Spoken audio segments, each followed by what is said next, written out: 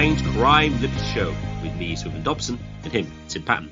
Today we're joined by Terminal Philosophy to discuss, are ad hominem arguments useful? Tim. So today we are again joined by Terminal Philosophy here to discuss ad hominem arguments. In a way, this is a continuation of our Ric Flair episode, because what we're going to be discussing is a sort of performative contradiction people will be making with regards to their argumentation.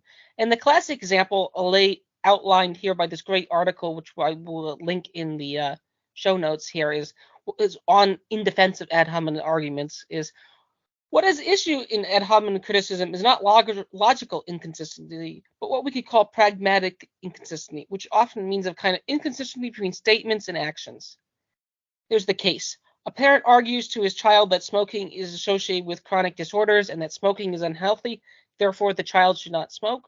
The child replies, "You smoke yourself. So much for your argument against smoking." One can see why the phrase, this is you too, is appropriate here. Note that if the child is being too hasty in rejecting the parent's contention that smoking is healthy, the child may be committing the basic ad hominem fallacy. These and some other considerations apart, however, the child may have a point worth considering.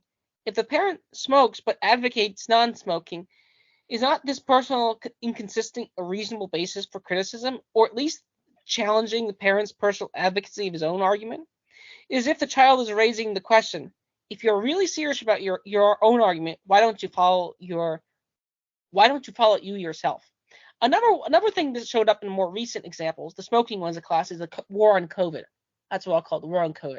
What you see with masking and lockdowns, for example, is you find out the elites, including Boris Johnson, for example, the UK, had a Christmas party during one of the lockdowns. Now, I'm fine with that. The problem was he was outlawing de facto Christmas parties for everyone else.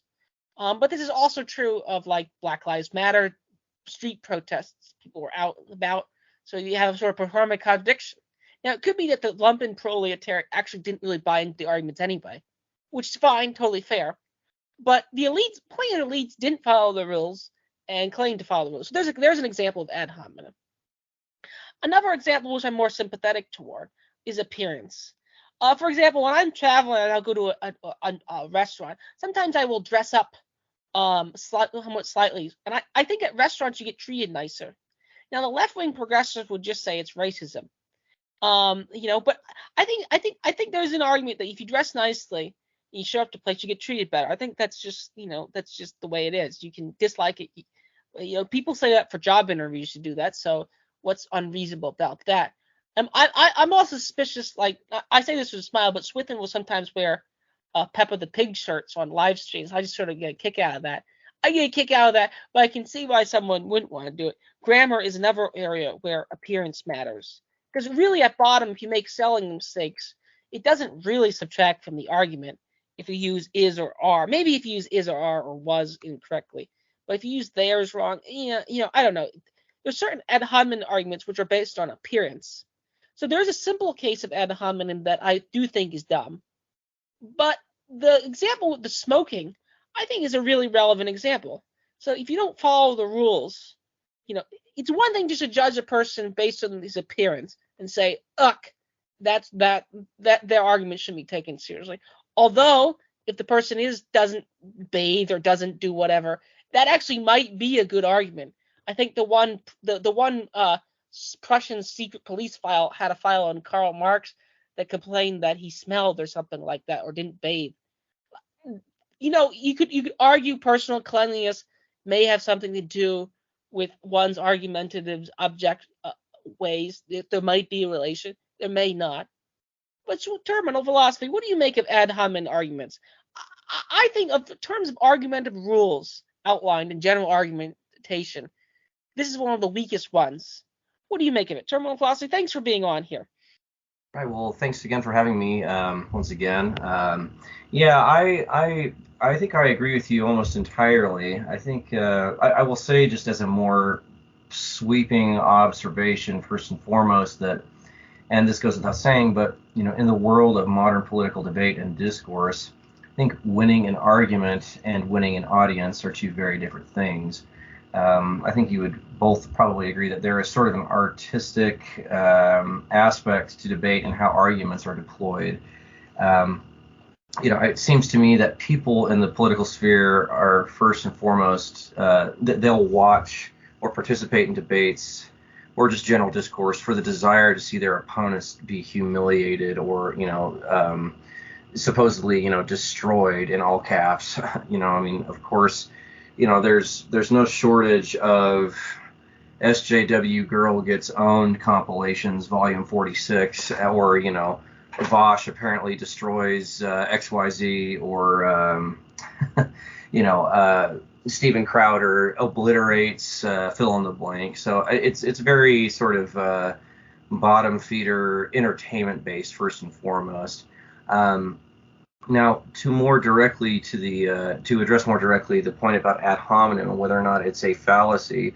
I mean, yes, technically on paper it is a fallacy. You're not if you're not addressing the content of the argument and you're addressing the person themselves, or really you're just attacking the other side just for the explicit interest of insulting them, getting them to emotionally overreact, or just for fun, then yeah, that is a fallacy. However, it is quite the contradiction to say, for example, the United States is obviously against the invasion of Russia's Ukraine, or the United States is against Russia's invasion of Ukraine. However, we've done all sorts of foreign misadventures in the second half of the 20th century, and like Iraq and Afghanistan.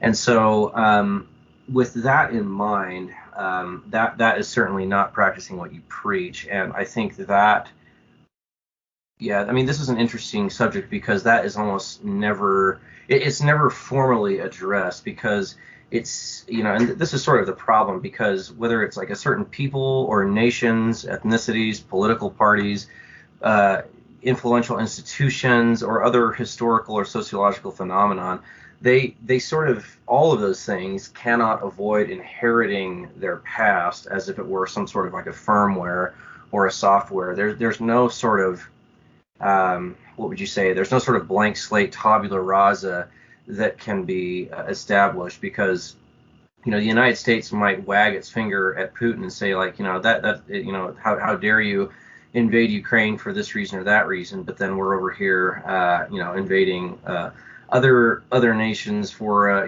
very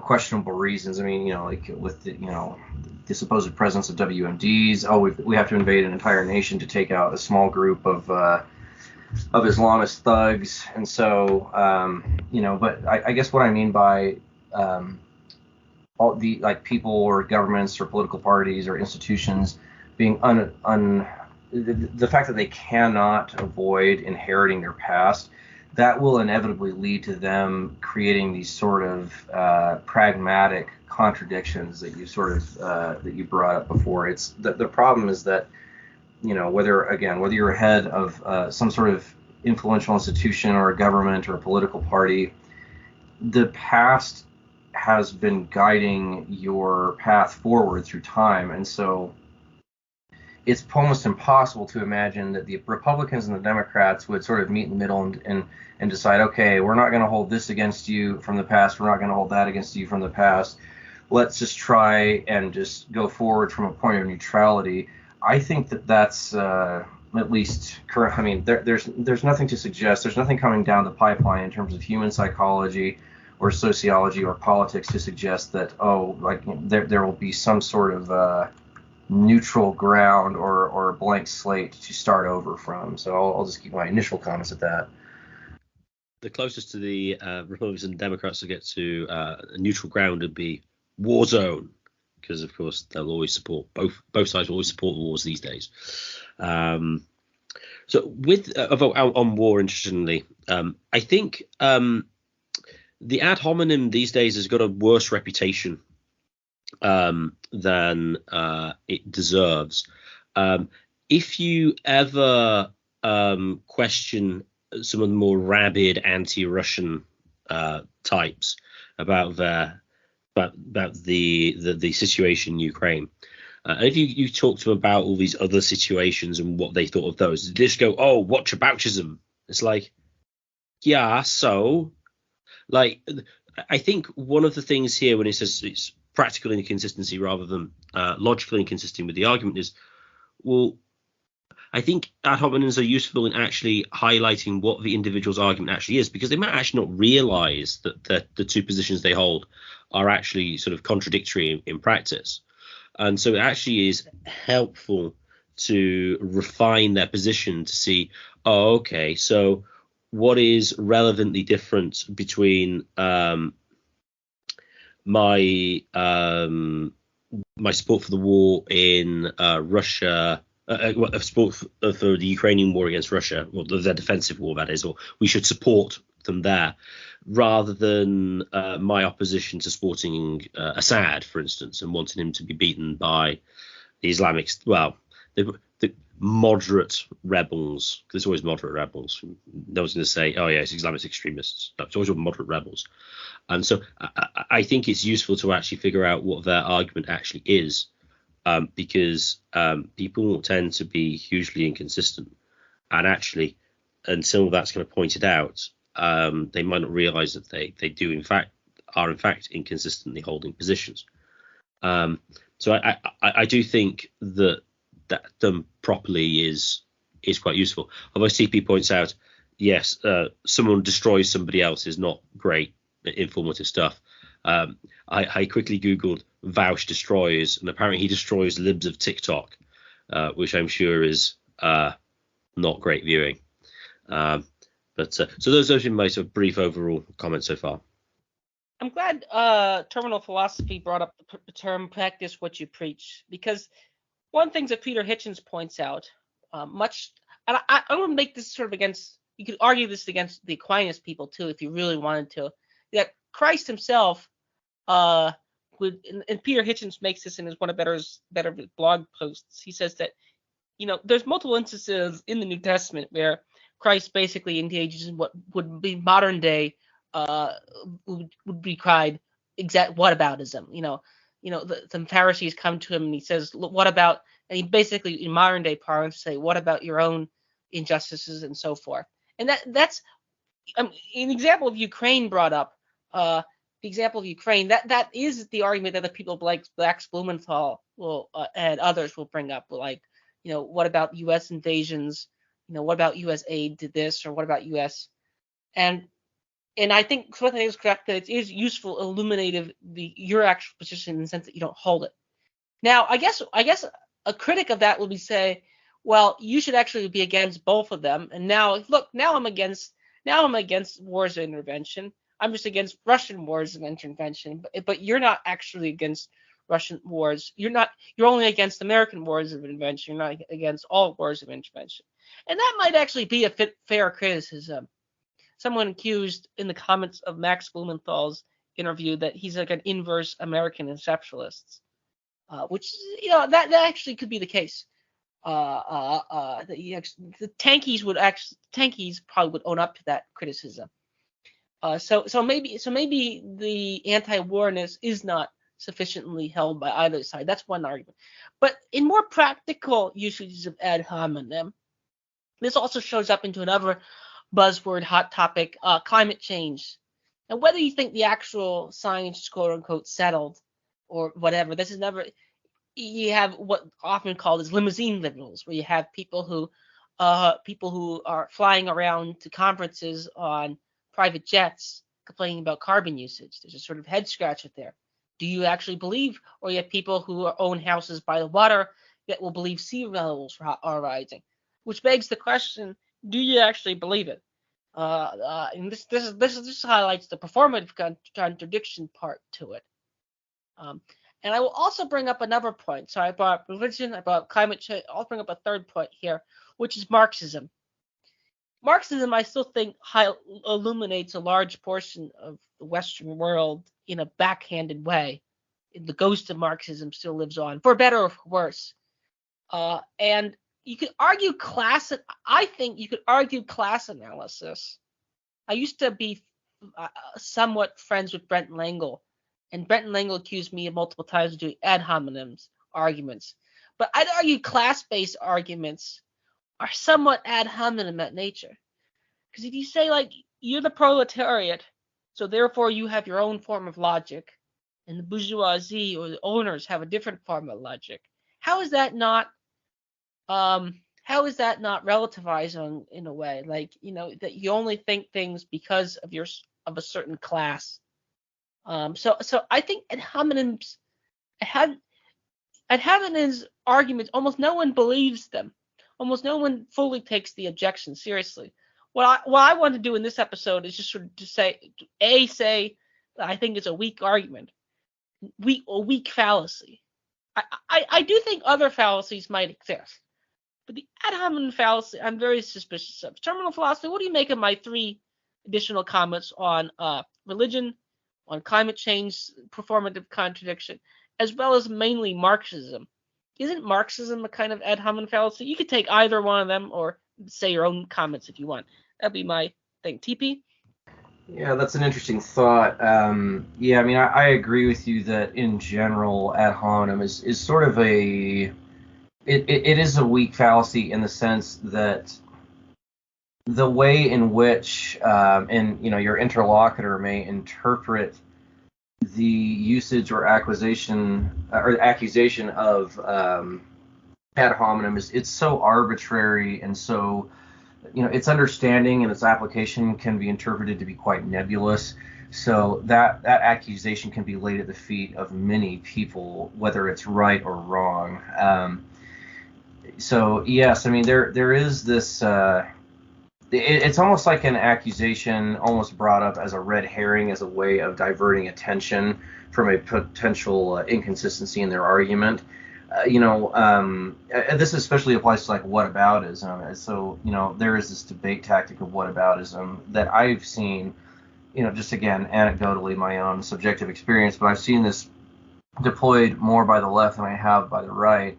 And this too is also deployed almost entirely out of convenience, in a way of, it's almost deployed as a sort of thinly veiled red herring, as a way of, diverting attention or shutting down a portion of an argument or a conversation. Because, you could say, like, well, what about the United States' involvement in this, or what about the alt-right's involvement in that, or what about Antifa's involvement in that? And it's that's that, and then the other person might say, well, you're just engaging in whataboutism.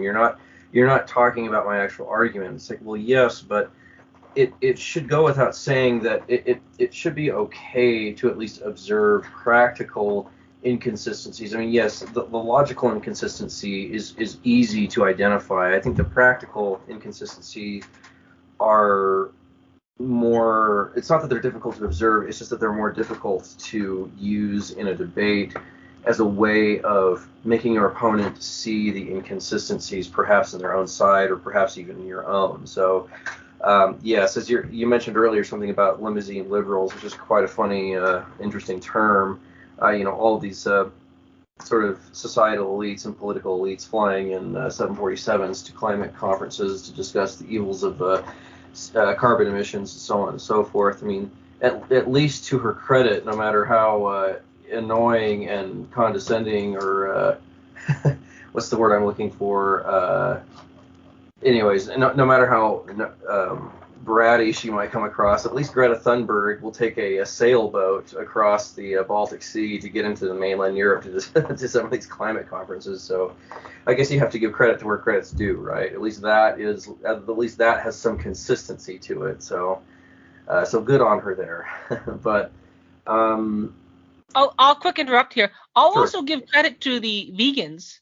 Because I mean, one of the arguments I'll make is that fossil fuels go into meat production. I'll give credit to the vegans too, that they do something too. So you have to give credit where credit is due. Although I'm not sure if I want to give credit, but no, I'm right there with you. Yeah, you should at least. Yeah, it doesn't mean that you're supporting. It doesn't mean you're supporting your opponent's side, fully or partially. It's just that you're correctly identifying consistencies in practicing what you preach, because I think that's actually a rare thing, especially in this like upper tier of society of politicians and people at the heads of institutions, they actually rarely practice what they preach. I mean, I think AOC is probably a good example of this.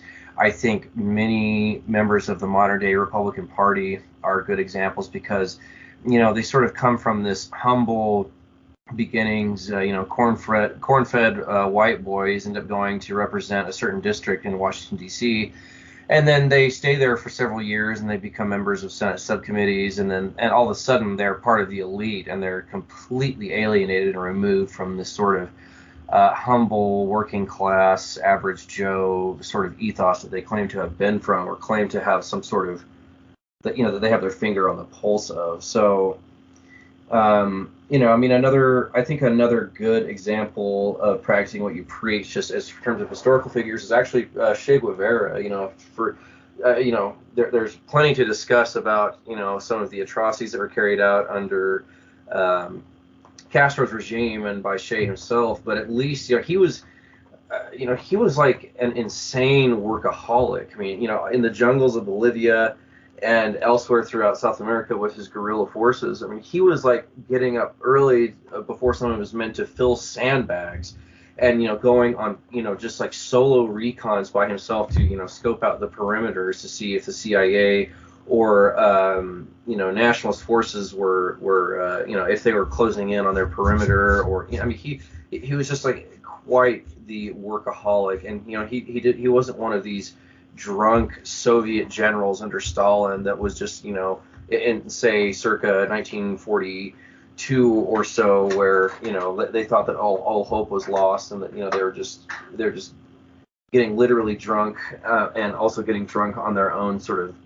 position in Soviet society. At least there's that willingness to put yourself in the shoes of the average infantryman. And there's plenty of other examples, and perhaps you could argue that Shea's maybe not the best example, but at least in the biography that's written by I think it's John Lee Anderson, seems to detail this very opulent drive to just be one of his own men. So I always thought that was quite interesting.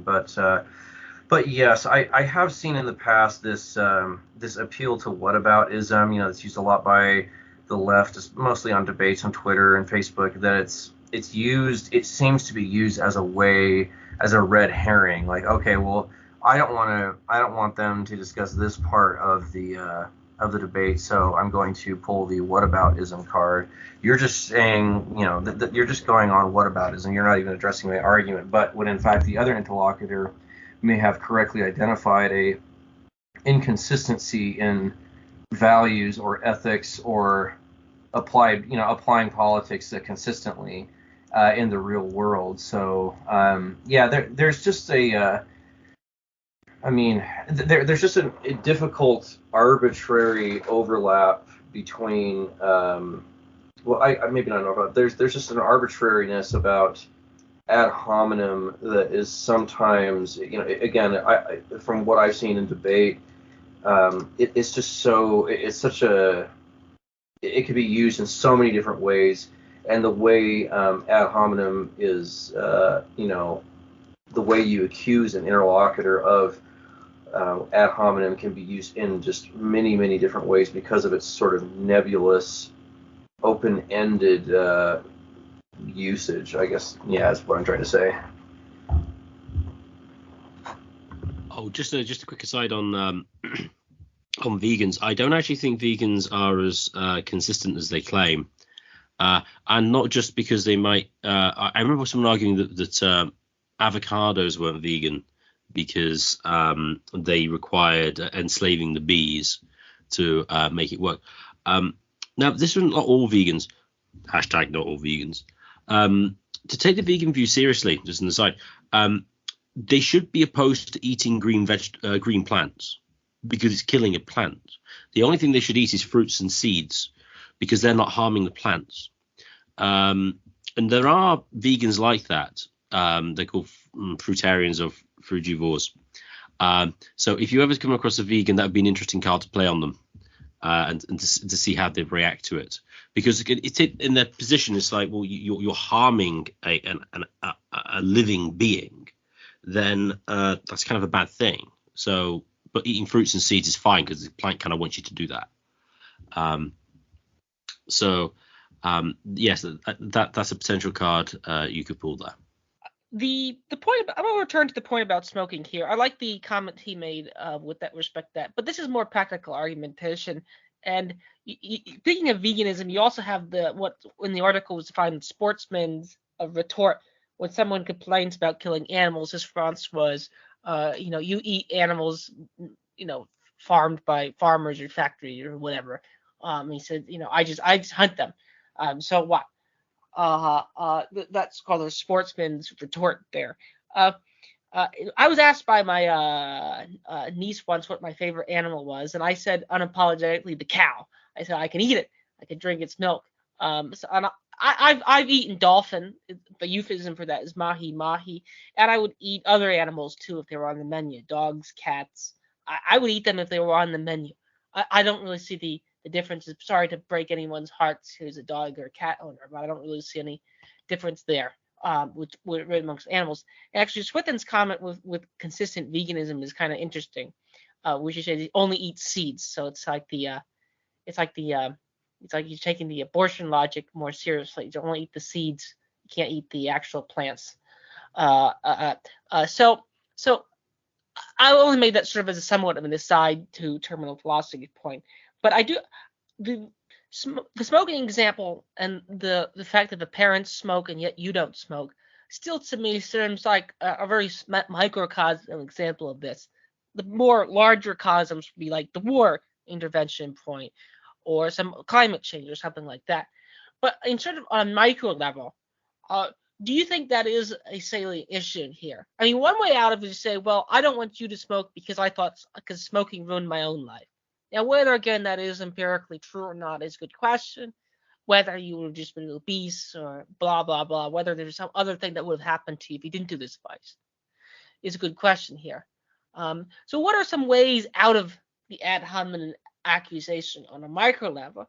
Or, of course, what are some ways out of the ad hominem on a macro level? And do you, terminal philosophy, still think it's a relevant attack? Because there's also an alternative world where I think where you could almost reduce all arguments to ad hominem.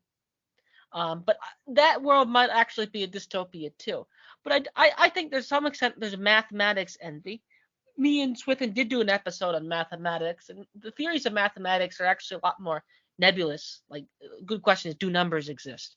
It's a lot more nebulous than people will make it out to be. So there might be a mathematics envy that does not exist in everyday arguments. But it seems like one's personal body of work does matter. What do you make of that, TP? It's more of a comment than a question. But do you think I'm correct to state that the sort of general culturalist view at ad hominem is weak, as well as what would you do to get out of it? Like, if someone accused you of it, whether, like, let's say hypothetically you had a child and you smoked and you didn't want your kid to smoke, or something else, for example. You can say if you had an abortion and you didn't want your child to have one, or something like that. How would you get out of that? Like, or if you did an intervention, let's say you're Ed Fazer, because I attacked Ed Fazer on one of this comment section because he was very much against the war in Ukraine, but 10 years ago he was very much in favor of the war in the American intervention in Afghanistan, or whatever euphemism you want to call it. How would you get out of it, TP? Right, that's an interesting question. I suppose to indulge you on the example of a parent telling their child not to smoke, even though the parents themselves do smoke.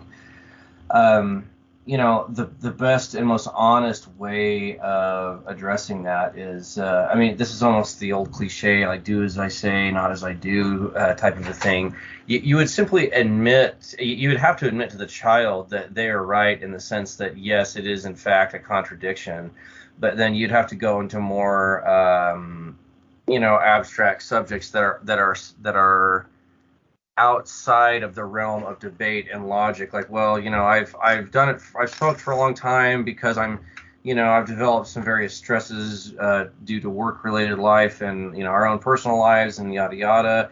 I'm addicted to it. We like it or something like that. So you'd have to offer an explanation that at least displays some level of transparency. Otherwise, you're just going to leave your child bewildered by this blatant inconsistency. So that's, that's sort of the first pragmatic way of dealing with it. In the realm of, I guess you could say, the humanities or philosophy or politics, Ed Fazio, who you mentioned earlier, who's against the war in Ukraine, and that's a fascinating subject unto itself. Now you've got neocons who are, I guess you could say, right in line with many other left-wingers in terms of higher positions of society who are explicitly anti-Putin and apparently anti-war, at least for now. But you'd have to get specific. You would have to delve into the specific political reasons for why he or she might support this intervention but not that intervention. So Ed Fazio, and again, he's not here to defend himself, but he might say the following: well, Saddam's regime was horribly violent and repressive to his own population, especially to the Kurds. There was hardly any social mobility. There was no opportunity. It was the press was brutalized, for speaking out, whereas so we had to go in there, and Israel and other quote unquote democracies of the West were under threat by Saddam's potential use of weapons of mass destruction, so we had to go in. And then he might say, well, Putin thinks that NATO is a hostile military alliance and is going right up to his borders, but he should just figure out a non-military solution to this, and he should just go along to get along. It's from there. As unsatisfactory as this answer may seem to your question, you would have to just interrogate that person, or you just have to rigorously hash out the details of why, point out the contradiction to the person, and then just you kind of have to wait or see what those reasons might be. But so overall, I tend to agree with the general notion that ad hominem is a weak fallacy because it's just used really as the quickest tool in the tool bag to sort of block some of these jabs and uppercuts that might come from the opponent when an attempt to to identify logical or even practical inconsistencies, like, because it's so easy. It's so easy to stretch the definition of ad hominem to the point of where it could potentially start to lose its meaning. It's almost like the use of the word. Maybe this is bad of comparison, but it's almost like the use of the word racist or Nazi these days, where it's been so widely and liberally used that it starts to lose its meaning. Well, what's the definition of a Nazi these days? Is it anyone who doesn't have pronouns in their social media? Is it everyone who voted for Trump? Is it yeah? So that's kind of where it starts to. That's the direction it's certainly headed in, and I don't want to straw man our dear political opponents, but that seems to be the direction it's headed in, and that also seems to be the direction that ad hominem and the deployment of whataboutism seems to be heading in modern discourse. I would agree with TP with the current observations about whataboutism is just a way to deflect, and it's just like ad hominem.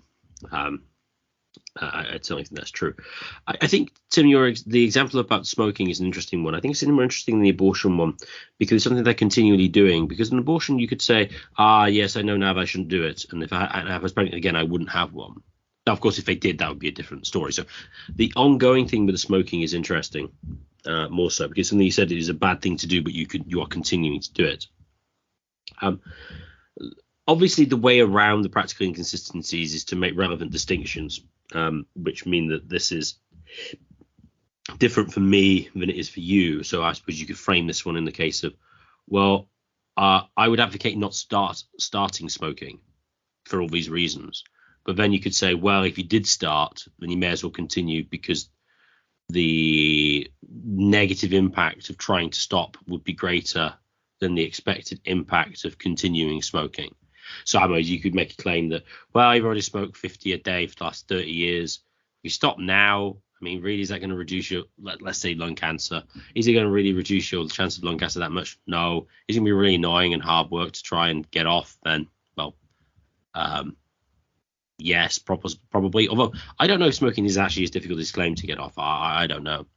I as an aside with drugs, I'm slightly skeptical to a large extent as to how difficult it is, to what extent you are actually addicted to it. Theodore Dalrymple said that about dealing with drug abusers in prison, and he said, they go and just take drugs away from them. In 2 weeks, they're fine. They can have some unpleasant stuff for a couple of weeks, but apart from that, it's not like major. Which also explains, as an aside, how the American soldiers in Vietnam who were on cocaine, I think it was, they pretty much all came off it after they came back.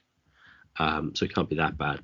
But back to smoking, the point would be making relevant distinctions and differences. But then the question would be, well, in reality, is the cost of continuing smoking as low as you are claiming, and are you blinded by something? That'd be the way the arguments would need to go.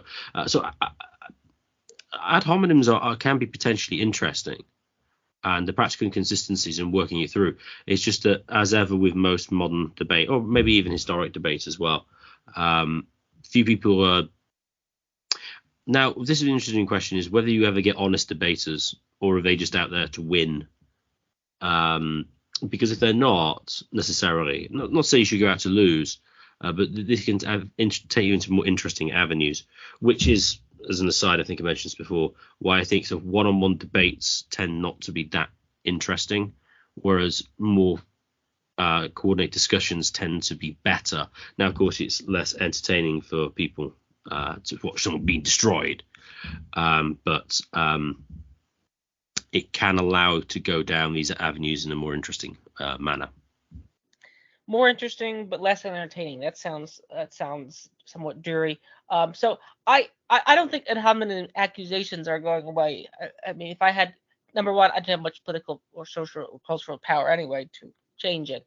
But I do want to make a sort of an argument of like why I still sometimes use those arguments reflexively when posed to people. So like with the COVID lockdowns, rather than argue about them, to me it's more interesting. I got into a sort of a sort of big brouhaha over this on Facebook with some people I know, and rather than argue, I just said, why did you go out if you really believed it? Because if you really believed it, you wouldn't go out. And that's a good way to shut people up. Like it's a good way to end the conversation. It's not an interesting conversation in that regard. And I think in that regard, it's very useful here. So I do think there are uses for both sides on it. TP brought up Che Guevara. I guess that's his new middle name, T. Che Guevara Fanboy 1. That would be, but his point that's about right. him being, yes, I say that with a big smile. The point with Guevara being, maybe we don't want our political opponents to be actually virtuous, because I think Che Guevara will have a long-term influence precisely because of his influence, that someone like TP would find virtue in the autobiography written by him. So maybe being politically consistent is if you really want your opponents to lose. I think Napoleon has a statement: "Don't interrupt your enemy when they're making a mistake." So maybe you should be glad that opponents are acting hypocritically on various issues. So maybe we should be glad about it. But to return to the Ukraine example, here's an example where it is quite clear that I in a sense agree with the whataboutism critique that it is just whataboutism. It doesn't deal with the actual invasion itself. But is an effective argument? I don't know. But I sort of did this episode to sort of lay out some of why I think it's a weak argument. I don't generally accuse other people of using this, like in common debates. If someone accused me of doing X but arguing Y, I say, oh yeah, that's entirely fair. Like, oh, that's entirely fair. If you don't go to church, then you're not really a Christian. So why should I listen to you? Okay, that's fair, 100% fair. I agree. If I if you don't pay any taxes or something like that, therefore, or you don't join, you're not part of the military or something like that. Okay, yeah, that's entirely fair. So I think when people put it on me, I generally think they're true. I think they're useful. And I think about this to some extent because like libertarians will sometimes attack people. Like Walter Block has dealt with this, for example. Should libertarians work for the government, or should libertarian economics professors be like can they actually be free market ANCAPs if they work for state-funded institutions? Walter Block will admit that it's a dodgy thing. He'll defend himself, but he at least is willing to admit that there is a performative contradiction of him taking government pensions or him taking a government job. Now Walter Block will lay out why he thinks certain roles can't, but it is an accusation which I think needs to be addressed here. I try to avoid it. Any final comments from TP or Che Guevara fan or Swithin? That'd be great. I enjoy doing this as always. Yes, well, the proletariat revolution is on its way, despite what anyone else ever says. It's just around the corner. So, and it will be draped in Coca-Cola and ExxonMobil flags. Now, I will just say, just as more of a just a broad observation, and this of course goes without saying. It's something that I said towards the beginning, but. Again, winning a debate by the merits, by the strengths or weaknesses of a particular argument is entirely different from winning over an audience. And I think that you would probably both agree for the most part that, when you're perusing the selection of political debates nowadays, at least, just by and large on YouTube and elsewhere, it has a much more of almost this quasi pro wrestling atmosphere. And this is even true you could even make an argument that it's even more true for the mainstream media, the legacy media companies. And, I've gone through this sort of skit before, but I'll just do a quick version of it. I mean, when you take a moment to reflect on the format of mainstream media and how modern, complex political and sociological issues are discussed, the format is something like the following. Okay, so you just wrap up a Mountain Dew commercial, and now you pan to Rachel Maddow, and her, enormous Adam's apple is bobbing up and down for about 5 minutes during a monologue, and then she'll bring on someone to debate with, and then they interrupt each other the entire time, and again, this is about a wildly complex issue, and then both of them only are given these tiny windows of opportunity to come up with some new, incredibly hot, sizzling take. On this window of opportunity might be 2 or 3 seconds long, and it's in these tiny windows that they just come up with these just knockout punches. That's the only opportunity you have, and then she wraps it up by pretend crying with the closing monologue, and then cut to a Doritos commercial. I mean, that is just obviously that is like schizophrenic. I mean, that is just no way to absorb politics, economics, anything. That format is just totally insane. And then the format is also insane of watching Ben Shapiro beat up on some girl with green hair and an enormous septum piercing. I mean, that is just and people pay Ben Shapiro a monthly subscription to just shoot fish in a barrel. I mean, this is just not interesting, and this is so incredibly shallow.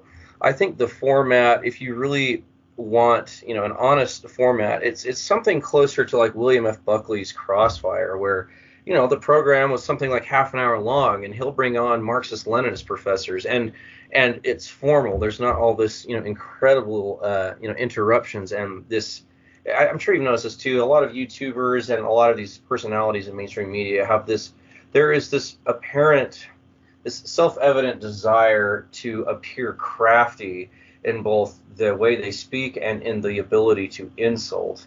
And so, I mean, again, this is easily observable, and this isn't what I'm saying is not even original or perhaps even that interesting, but nevertheless it is a huge problem in the discourse of modern politics. And so, yes, and perhaps the last thing I'll say, just in regards to ad hominem, is that just in my casual observations of reading, just watching political discourse throughout the years, ad hominem's definition can be so widely applied that interlocutors of a debate can appear more intellectual than they might actually be for the simple accusation of leveling ad hominem or whataboutism at the feet of their opponent. So because again the definition can be so widely applied, so I find that particularly frustrating.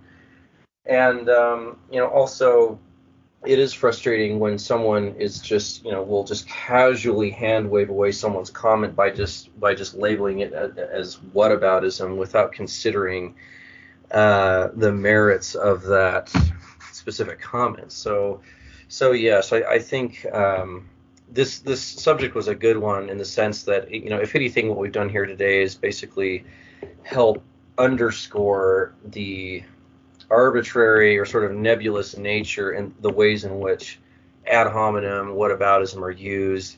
And you could even apply some of this to many other fallacies, such as like a straw man.